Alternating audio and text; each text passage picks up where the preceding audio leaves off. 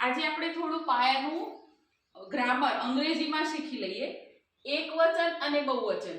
હવે એમાં કેવું થાય, પહેલો પુરુષ એટલે હજુ આપણે શરૂઆતમાં પહેલો પુરુષ ખબર ના હોય, પણ કેવું છે કે એમાં એવું થાય કે આઈ એમ હું છું, આઈ એમ સ્ટુડન્ટ, આઈ એમ ટીચર, એટલે હું આ છું તે છું એ આપણે ઓળખાણ આપી હોય તો આઈ એમ.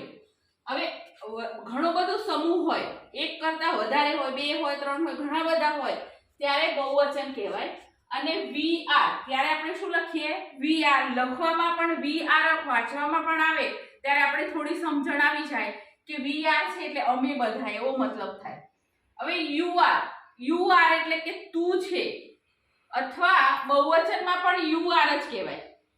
મારા કરતા બીજા માટે હોય તો યુ આર, પછી ઘણા બધા હોય એના માટે પણ યુ આર. એમાં તું છે, તમે છો, એવું. હવે એના પછી જોઈએ તો છોકરો હોય, પુરુષ હોય, પપ્પા હોય, કોઈ પણ મોટા હોય કે છોકરો હોય, તો ત્યારે પુરુષ હોય એના માટે હી ઇઝ વપરાય. હી ઇઝ એટલે એનો મતલબ ગુજરાતી કરવા જઈએ તો તે છે એમ.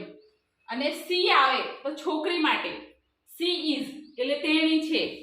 અને ઇટ ઇઝ એટલે વસ્તુ, કોઈ પણ વસ્તુ હોય, પ્રાણી હોય, પક્ષી હોય, કોઈ પણ વસ્તુ હોય, ફળ ફૂલ ગમે તે, તો એની શરૂઆતમાં આપણે ઇટ થી લખીશું. અને વાંચવામાં પણ it is mango, it is એ રીતે આવે ત્યારે એમ સમજી લેવાનું કે આ જે છે તે પ્રાણી છે, પક્ષી છે, ફૂલ છે, ફળ છે, તો ત્યાં આગળ ઇટ આવશે.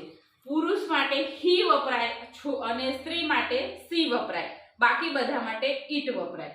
ત્યાર પછી બહુવચન હોય, ઘણી બધી વસ્તુ હોય, ઘણા બધા હોય પુરુષો, ઘણી બધી સ્ત્રીઓ હોય, ત્યારે આપણે ધે આર વાપરવાનું.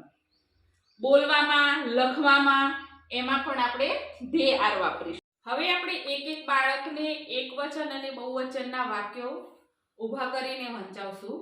હવે એક એક બાળક ઊભું થશે, વાક્ય વાંચશે. I am Virat. We are boys. You are teacher. You are girls. He is head. She is doctor. It is a tree. It is a dog. They are students. They are books.